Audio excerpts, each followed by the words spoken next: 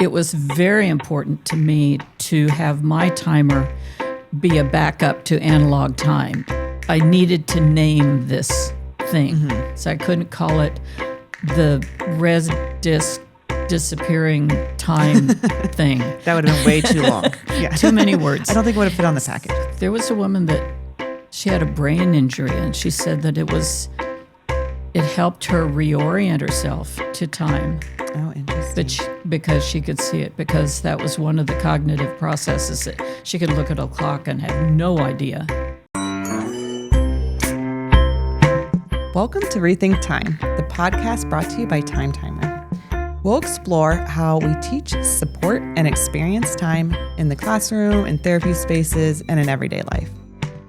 Time is something that everybody has to navigate, whether you're a teacher or you're a parent or you're just somebody that struggles managing time yourself. We're going to be interviewing experts in the fields of education and neurodiversity to share real life strategies that you can use every day. In that way, time feels more understood to everyone in your life. For our very first episode, it's only fitting that we start with the way it all began. Today, we're going to be joined by Jan Rogers, the inventor and founder of Time Timer and one of my favorite people, to talk about the moment that her daughter asked a very simple question: how much longer? And how that question changed the way millions of people around the world experience time. Jan, thank you so much for being here. And being our very first guest on the Time Timer podcast. How does it feel to be the first guest on a Time Timer podcast? Scary. Scary? Yeah. Well, don't be scared. But me. It's my story, so I figure who's going to tell me I'm lying? Yeah. I know my truth. How does it feel that something you invented now has a podcast worthy of helping so many people? Oh, it's hard to put into words how I've come to feel after all these 30 some years of where it's come. It's fulfilling. It makes me proud. I don't understand it in some ways. So yeah, it's pretty awesome. Well, thank you for being here and being brave and doing this with us. Let's talk a little bit about who you were before you invented the Time Timer. Oh, yeah. I was a stereotypical product of a family in the 50s. I went to college. I got my 4-year MRS and went on to have 3 kids and a housewife in the suburbs, and no real career track of any kind other than to be that housewife and manage a household. And I think the only thing I did that was kind of out of the standard box was I sang. Yeah, I was a singer in community courses and my church choir, and that was probably my first step out of the snow globe box of suburban housewife. Yeah. So you've come a long way after inventing the Time Timer. So take us back to that moment where the idea for the Time Timer first happened. I don't know that there was a moment. There was a period. My youngest daughter is 7 years younger than my 2 older children. So when she was born and as she became a toddler, the other kids were kind of off doing their own thing. And I had a little more time to really concentrate on her and think about creative ways to occupy her, because I had been independent pretty much for 7 years. So it became very evident to me that she was obsessed and compulsive about time. She was very active, and time seemed to be a real struggle for her to comprehend. And for me, it was making me a little crazy. So it was that that need that made me think, well, I'm going to go out and I'm going to try to find something to take care of this one specific problem, which was time. Tell the listeners who may not be super familiar with the Time Timer product, the general concept of how it works in your own words.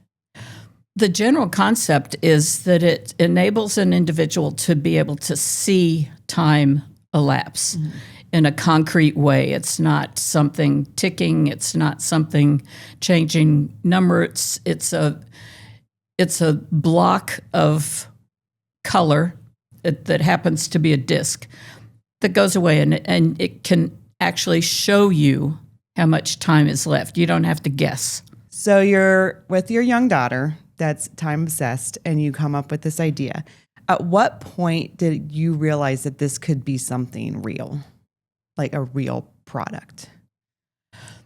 I think it was when I tried to shop the market. I thought surely this was a significant enough issue for moms specifically that there was something out there that was oriented to helping children with time.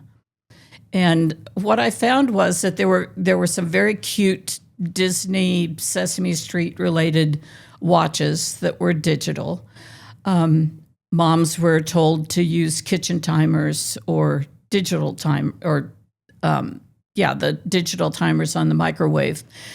But none of those were clear cut enough. The digital timers were just a series of numbers that flashed on a screen. The kitchen timer had a bell at the end that was usually unexpected and jarring. Even trying to teach her time on an analog clock was difficult because this started happening around the age of 4 for her.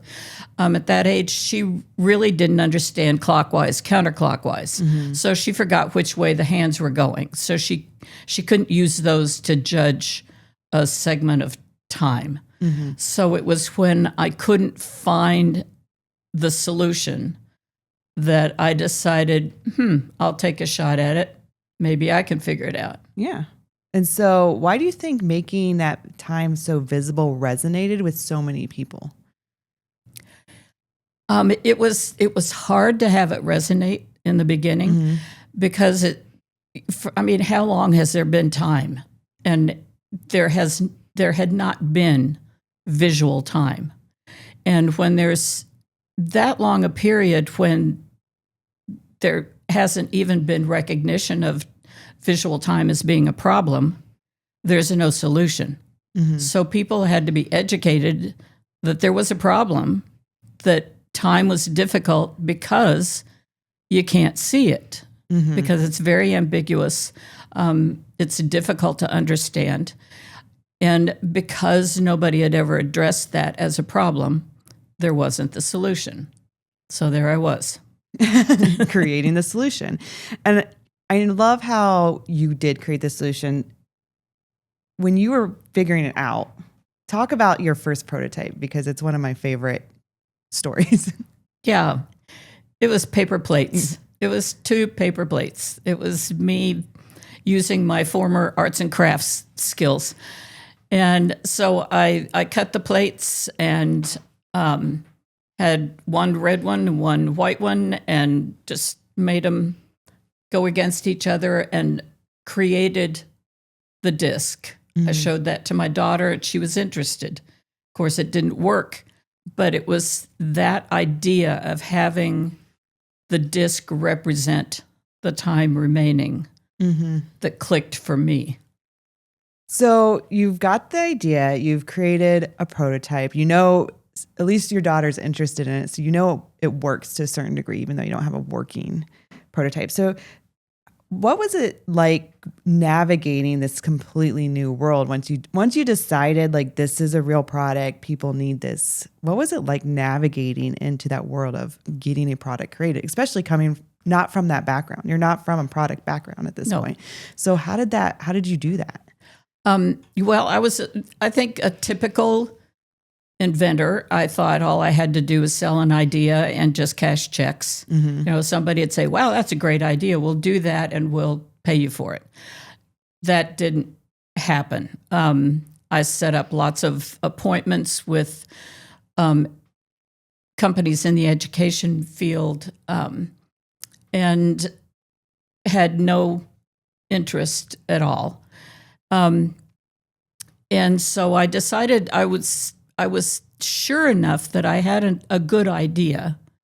I was passionate enough about it that I decided I didn't care what they thought, that I would just do it. So then it was a whole lot of phone calls, a lot of dead ends, a lot of being told it was just one product, it wasn't enough work for the manufacturer. It was a lot of naysayers, a lot of patting me on the hand and saying, wow, that's cute. Yeah.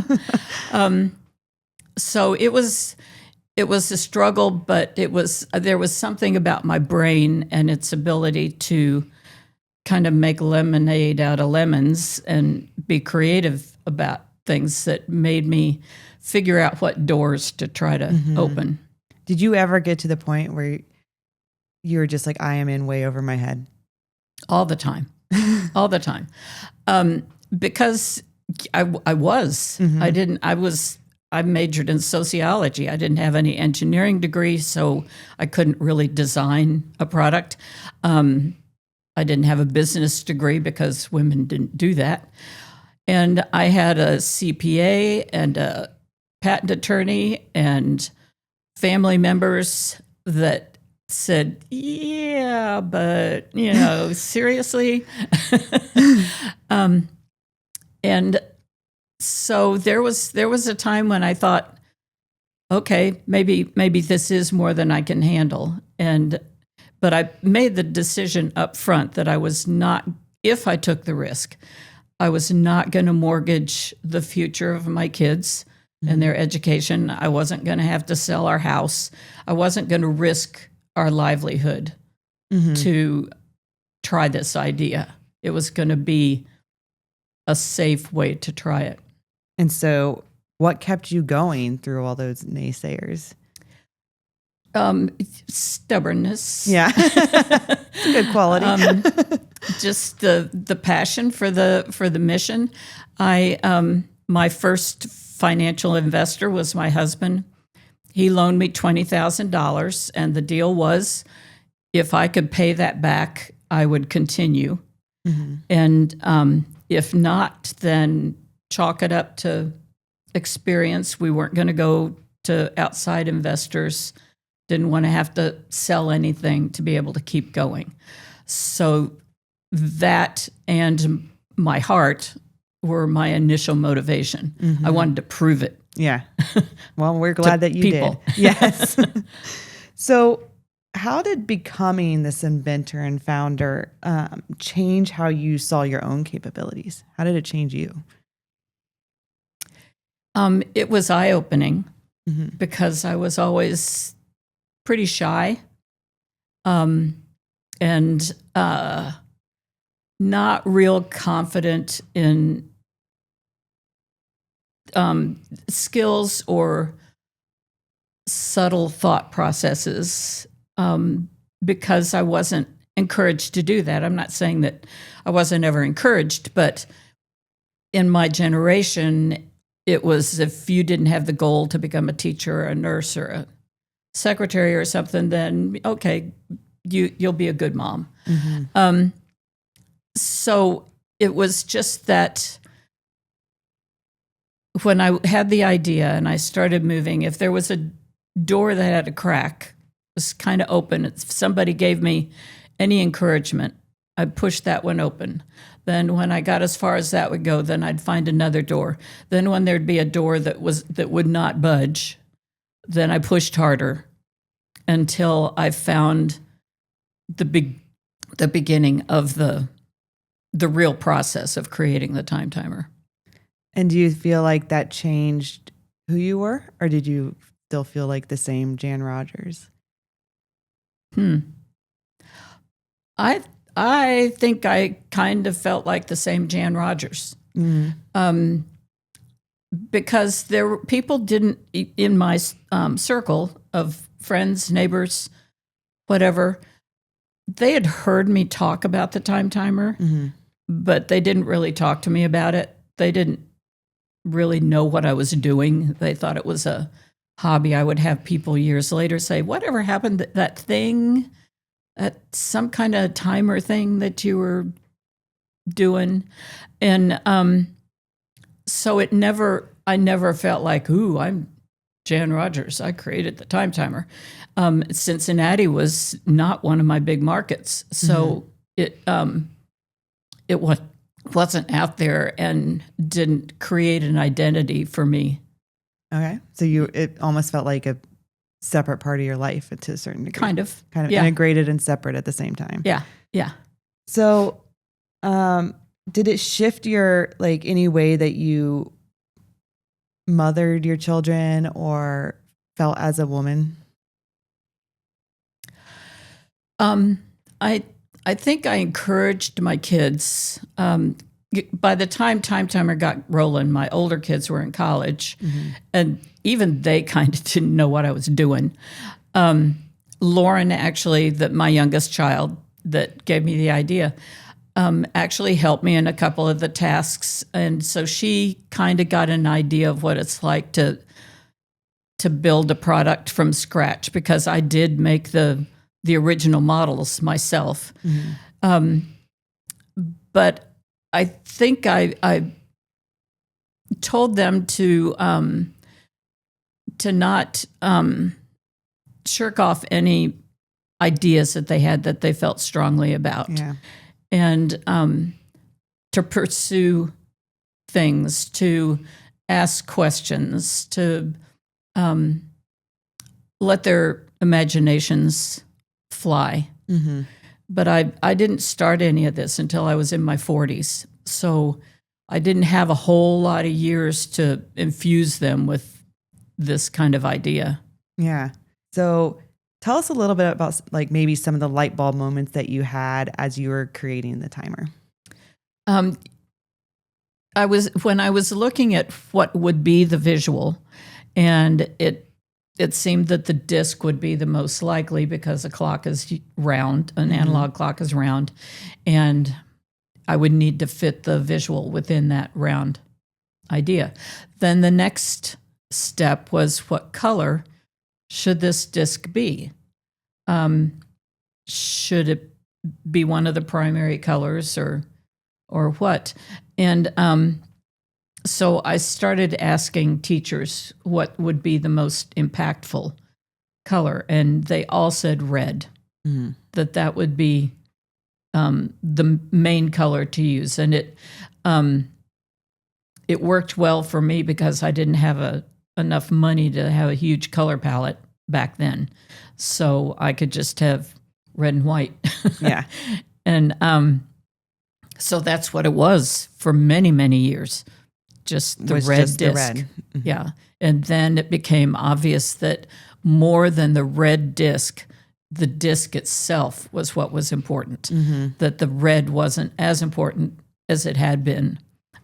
For some people that choose that, it is, but it's mainly all about the disc. Yeah, and in the contrast, right? Yes. even the color versions that we offer today can maintain a strong contrast, so that your mind just intuitively picks up the color difference. Yep. But yeah, we do hear a lot of great feedback about the red from being able to see it from large distances, or for those, we are very common in the low vision community, and that high contrast and disc is very helpful for them as well. So, and the red, I think, is always going to be one of our strongest performers. Yeah. But yeah. And I created an entire wardrobe around it. Yes. And you're always looking great. Yeah. And then for those listeners that don't know, Time Timer is based in Cincinnati, Ohio, which is where you were living at the time that you invented it. the building that we're currently in for a short time longer is the building that you started Time Timer in over 30 years ago. Talk to us a little, describe that first. So you finally get the idea, you've got it, you start making it with your husband's investment. Like talk to me about like the assembly, because I've seen the pictures of it and it's always just fascinating to me. Yeah. Yeah, the Time Timer factory. Yeah. In downtown Madeira. Mm-hmm. It used to be fun to tell people that world headquarters was right on that corner. Mm-hmm. But I did build the first timers on my own. I had parts made, but I was the assembly line. I would put Lauren to bed because she was still young, and go to the factory, which was just upstairs, part of the office that we have now, and start building timers. And I think I got it down to, I could create about 100 an hour.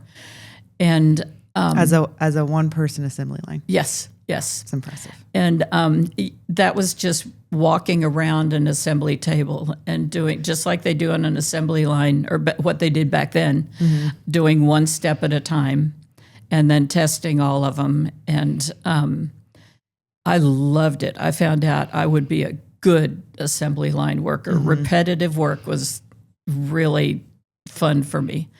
I'd have a TV going in the background. There weren't a lot of nighttime TV shows then, but I would work until about 4 o'clock in the morning, and I would go home and go to bed, and then I'd get up and get the kids off to school, and then I'd go back to the factory.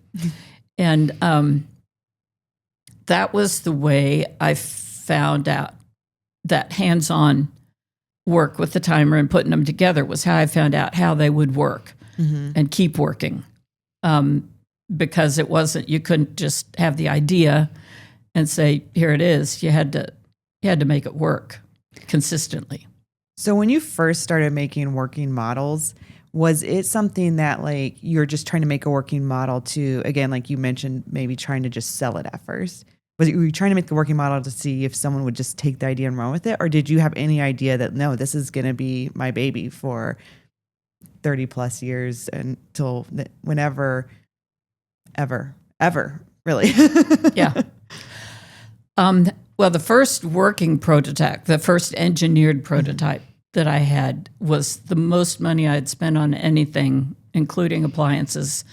And I think that was when I had decided that I was going to do it myself, because at that point I didn't want somebody else to do it. You know, if it really started to get traction. So after spending that much on a prototype, I didn't want somebody to grab it out from under me. Talk about like the first time. So you have the working prototype, the first time you did show it to people. Like, was it more like in a one-on-one meeting, or did you take it to a show? Like, what kind of feedback did you get once you finally had a really good working model? First, I had to take it to the to manufacturers, to have somebody actually make production models, because the working prototype was not a production model. It was more complicated than that. It was just for show. And so I had to find a manufacturer.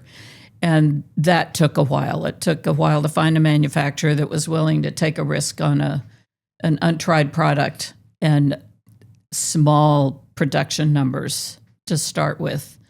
And in fact, my first manufacturer was in Amelia, and I wanted to see the machines that were going to be making the parts that I was going to put together. And because of the era that it was, he looked at me and he said, well, I guess even though you're a woman, I think maybe you would understand. So yeah, let's go down and look. So I knew what kind of environment I was in. Yeah. And it didn't intimidate me. I just kept pushing because that was my world. Right. And that's, I mean, at that point you'd pushed back enough. You had the confidence to do so. Yeah. What were some of your biggest risks that you were taking on at the time? I mean, you talked a little bit about how you weren't going to risk your mortgage. You weren't going to risk your kids' education. So What were the risks that kind of kept you up at night?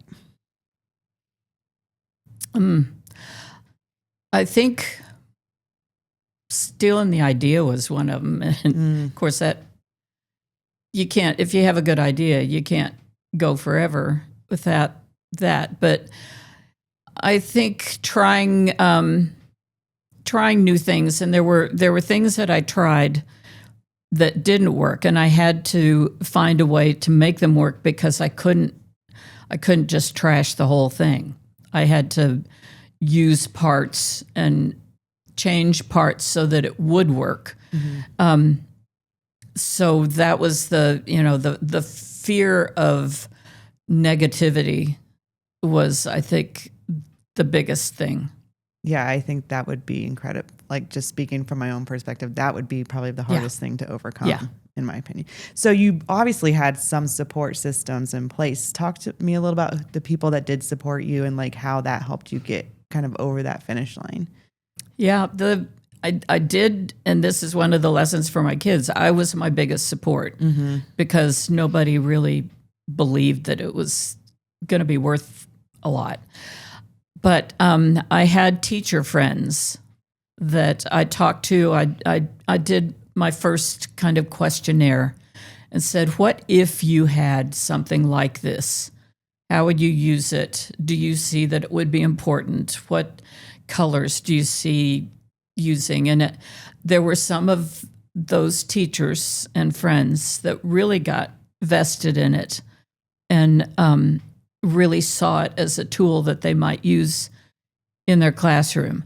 The businessmen, that was a whole different thing. Yeah. The CPA that said, I don't know how much money you want to put into this. And my patent attorney at first said, let's just file a design patent because, a utility patent is involved and expensive and, but finally they all came around and went, okay, yeah, we're doing this.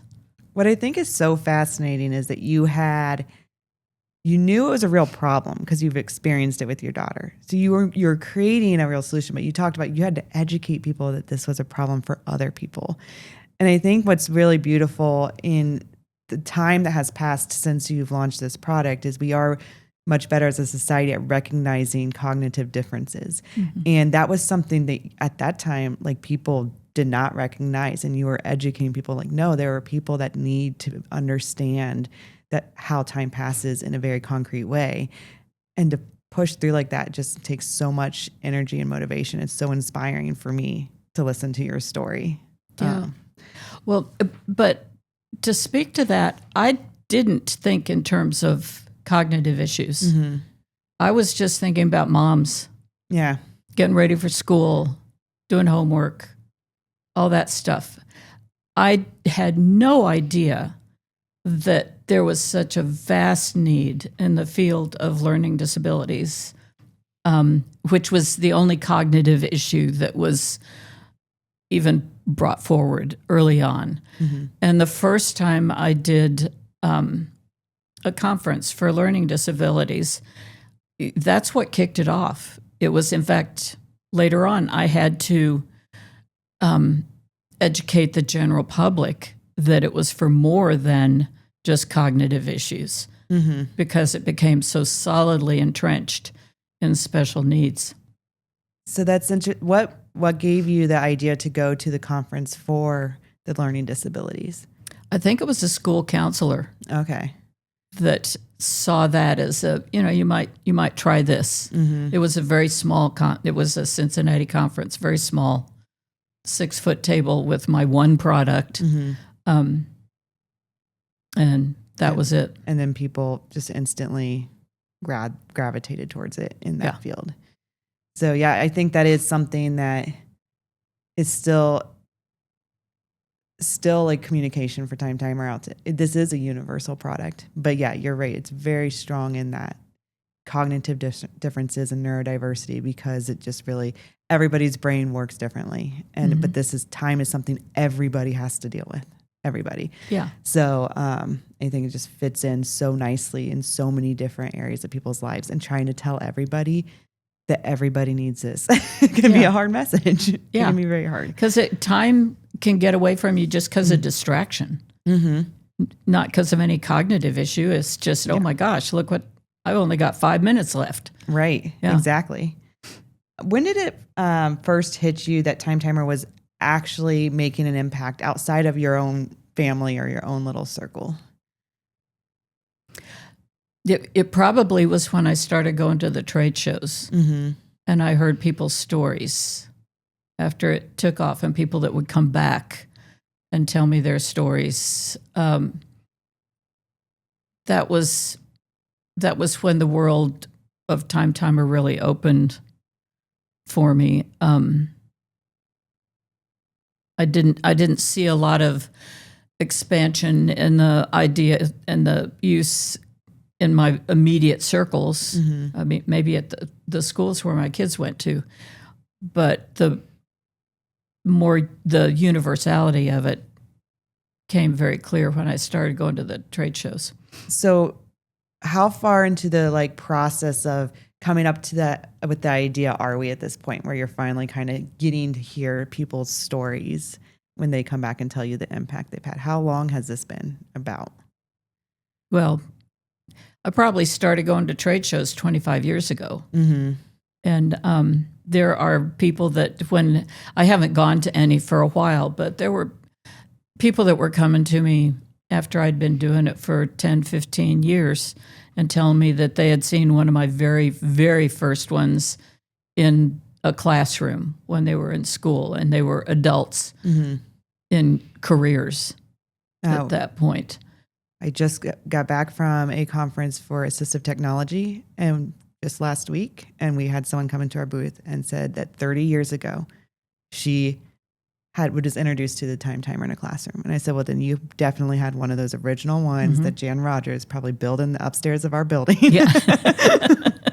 And it was she was like, I just had to come over and say thank you, because she's like, she was obviously had kind of moved out of the field a little bit.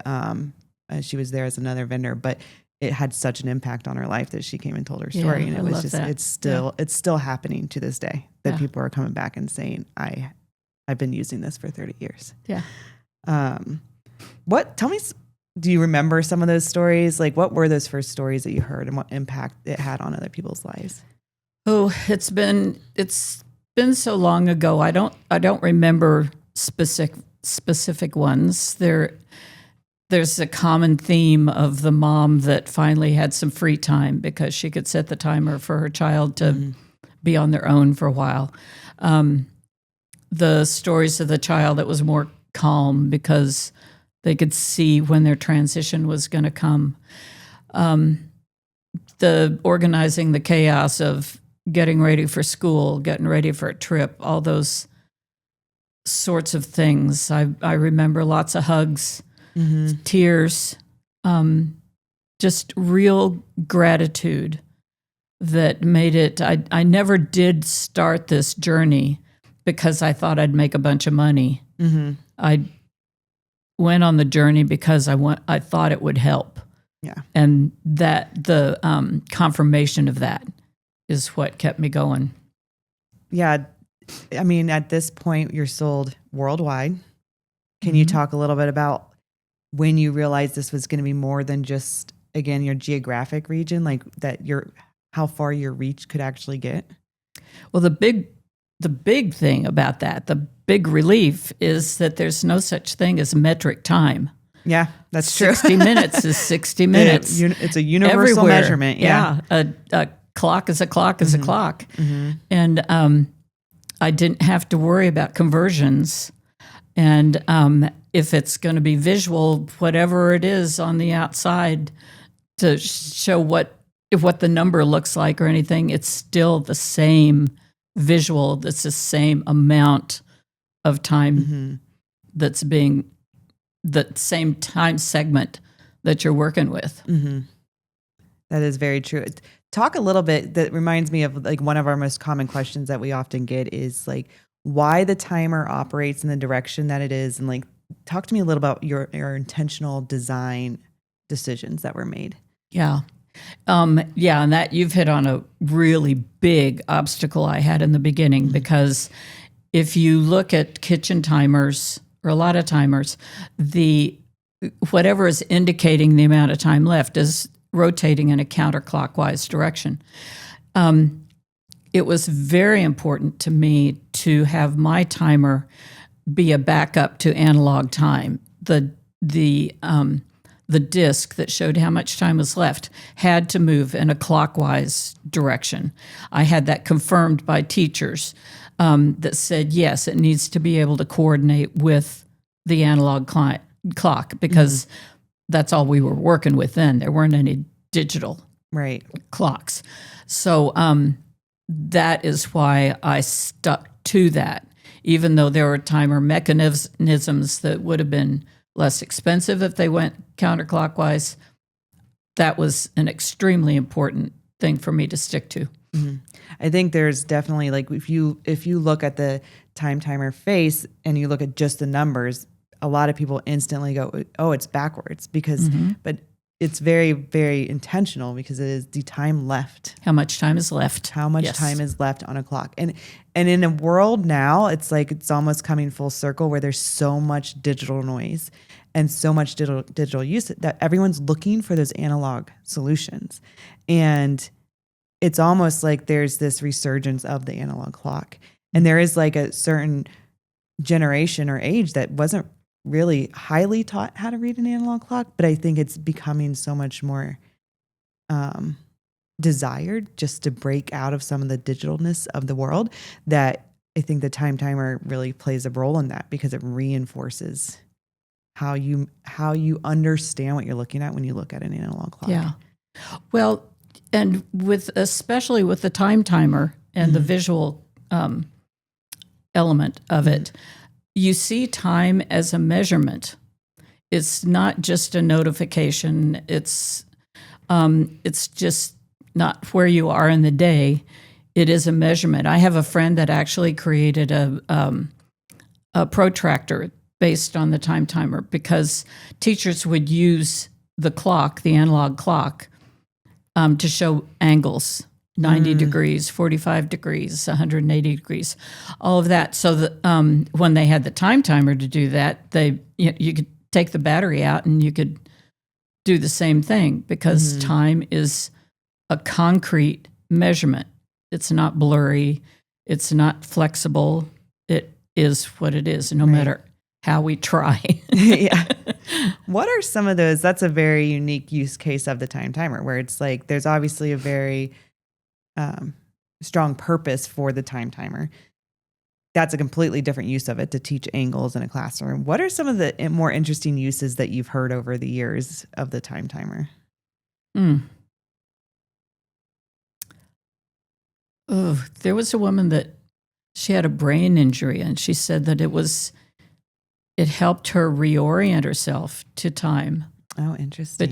Because she could see it, because that was one of the cognitive processes, that she could look at a clock and have no idea what it was supposed to tell her. One of the funny things had happened at a trade show was a woman that was walking by, and early on it was pretty typical of people to walk by and go, huh, and keep on walking. This woman, as she was walking by, she said, I can't use that. I'm in a different time zone, and kept on walking. And I thought, well, there you go. That's a complete misperception of time. Yeah, complete misperception. Yeah. I had one woman in a recent show come into my booth literally in tears, because she realized that in the expo hall of her conference, she had gotten so wrapped up and lost track of time that she missed the sessions that she wanted to attend in the conference. And she just comes around the corner and sees our time timer booth and just like breaks down in tears. And she's like, I needed this because I missed these sessions. I'm like, well, here you go. Go try it, get to your sessions. Yeah. But it makes it like you either walk by and you get it instantly, which I would think, honestly, it's so intuitive. Most people do. But then I can only imagine when you're first launching this brand new idea, like this brand new concept of visual time that no one's ever tried to visualize. it's got to be so foreign that you get people that walk by and say, I'm in a different time zone. Yeah. I had a woman one time get one because she said it would be perfect to keep her on schedule and get places on time. And it was when I used to have them at the trade shows and sold her one right then. And she came back during the trade show just furious because she said she was still late to church. Even though she used it. I thought, well, I can't do everything. Yeah, it can't actually push you out the door. I can give you a tool. Yeah. It will help you get there, but you still have to make that step. Yeah. One of the things I think is so cool about Time Timer, and again, it's been around for over 30 years now, is that you started it and now your son and daughter-in-law run the company. Your other daughter works daily at the company, helping with the quality and customer insight. We call it the Kindle Cares program. So Kindle's like, if you're calling Time Timer, the daughter of the inventor is answering your phone call and helping you with any issues you may have, which is fascinating. Your other daughter who inspired the project helps numerous ways from afar and helps support us in so many different ways. So this is still a very family business, like second generation family business. How does that feel to have that kind of legacy? It's wonderful to think that the idea endured long enough to have my kids all grow up to be part of it. And they all had their own careers and lives before they came into the business. And in fact, Dave was my second business manager and one of only 3 employees I had at the time. And it was when they moved to Cincinnati. And it was, I didn't really ever think that it was going to be big enough for them to become involved. I was still thinking pretty small because I had the money that I was making by selling them, but it wasn't huge. So I was really complimented when he said, "What would you think about me coming into the business?" And so I said, "Sure, if I can afford you." And then he started asking me for my spreadsheets and my business plans, and that's not part of my skill set. I'm strictly creative, so he had to organize all of that stuff. But it really is great to have the kids. It makes them be close at hand, and to have them so thoroughly invested in an idea that I had, it's great. Did you ever expect that they would follow in your footsteps with it? No. Yeah. And they did all kind of go out and have a little bit of their own careers before they came back to it too. They kind of started their own paths and then. Yeah. Kendall had her own business in the field of coffee and pizza. And Dave had an MBA from OSU and was in high finance kind of stuff. And so was Heather. And so I just figured and they lived outside of Cincinnati. So I just thought that was what was going to happen. Lauren is still out in Washington, so her contributions are from afar. But she's one of our biggest supporters. She's very invested in it. Yeah. Yeah. So that was a nice surprise. Yeah, it is. It's I would say a very well-run family business at that too. It's amazing how you guys all are able to work together. I don't know if I could say the same for everyone in my family or not. Yeah. That's a challenge for a lot of people. Yeah. So. Well, early on, my mantra was leave it at the door. Yeah. When you come in here, you're part of the business, not part of the family. So that was the expectation you set, is if you're going to be a part of it, you shift gears as soon as you walk through the door. I think that was a very smart move. Yeah. So what are you most proud of when you look at Time Timer today? The consistency of the mission. I think all of the ways because we're a small family business, we're very nimble. We can listen to our customers. We can find solutions for very niche issues that our customers have to deal with, and have the capabilities to create a product to fit that niche. And I think that's what it's like. What I'm the most proud of, that we haven't gotten so big that we lose track of the small issues that people have, that we continue to strive to be a time management solution, whatever that involves. Wherever in your life, time can be a problem, an issue to have to deal with. And the other thing that I'm kind of proud of myself on is that early on, for whatever reason, I decided that I needed to name this thing. I couldn't, if I was going to go out into the marketplace, I couldn't call it the red disc disappearing time thing. That would have been way too long. Yeah. Too many words. I don't think it would have fit on the package. So with a yellow legal pad sheet, I started scribbling potential names and came up with the name Time Timer. I wanted to name it Timer, but they said, but the patent people said you couldn't name it what it is. Yeah. So I came up with Time Timer. And the reason I did that was there's not a company that calls itself the plastic interlocking block company. That's Legos. Right. There's not a company that says tissue for wiping your nose company. They're Kleenex. It seemed to me to be very important to have the name of your product imply what it does. So I was glad I started with that. And it is like, to me, I think when I talk to a lot of current users and customers, like that is a time timer. Visual timers are a time timer. It means the same thing. Yeah. And it distinguishes us from some of the copies. If it doesn't say it's a time timer, then it's not the original time timer.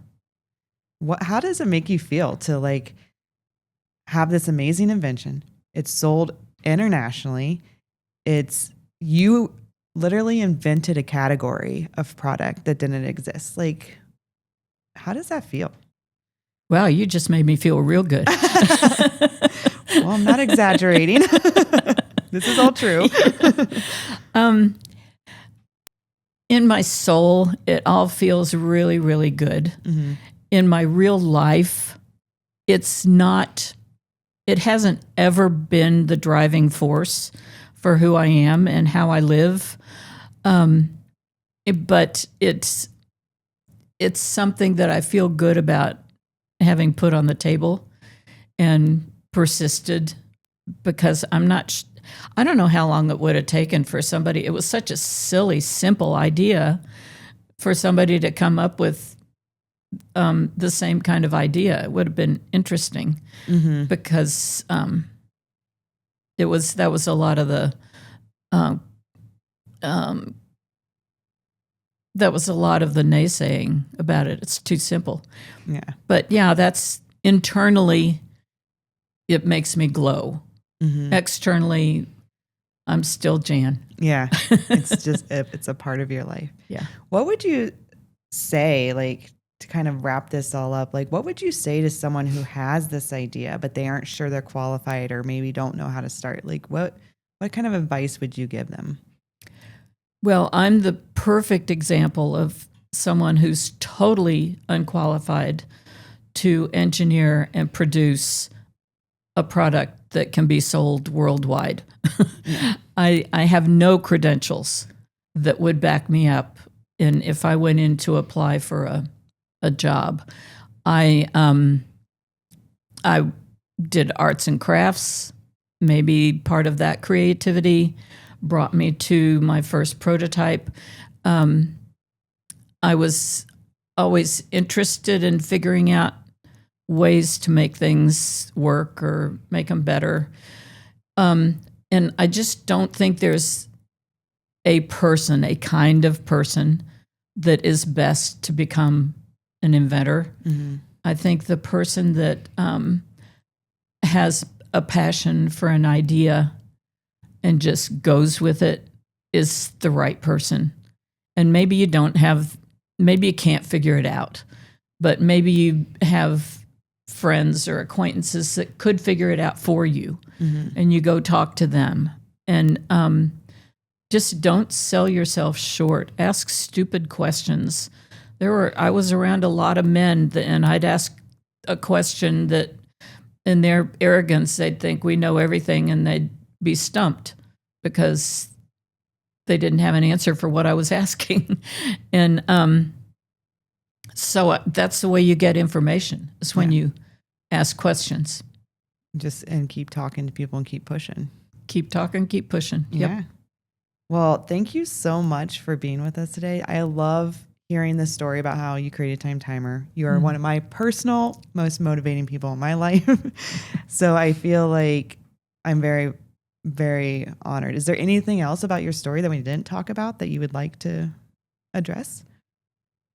I don't think so. Keep working. Yeah. Well, I think I can speak for everyone that works at Time Timer. We're all very, very proud of the product that you created, and it is something that I think we're all very, very passionate about getting out to as many people as we can, because we've seen firsthand, whether through ourselves or through the people we love, how much it can make a difference in their lives. So I think that you have a very passionate team working on your passion idea, and it will hopefully keep growing and helping more and more people. Well, it's very satisfying that professionals in all of the fields, whether it's business management or cognitive issues, elderly and children, when they have placed the amount of credibility on the product that they have, that's really satisfying. I mean, it's one thing to sell it to a company that thinks, oh, yeah, we can sell a bunch of those. But when the professionals take hold of it and say, this is helpful, that's really meaningful. Thanks for tuning in to this episode of Rethink Time. Don't forget to subscribe and visit timetimer.com for supporting tools and resources. Make every moment count.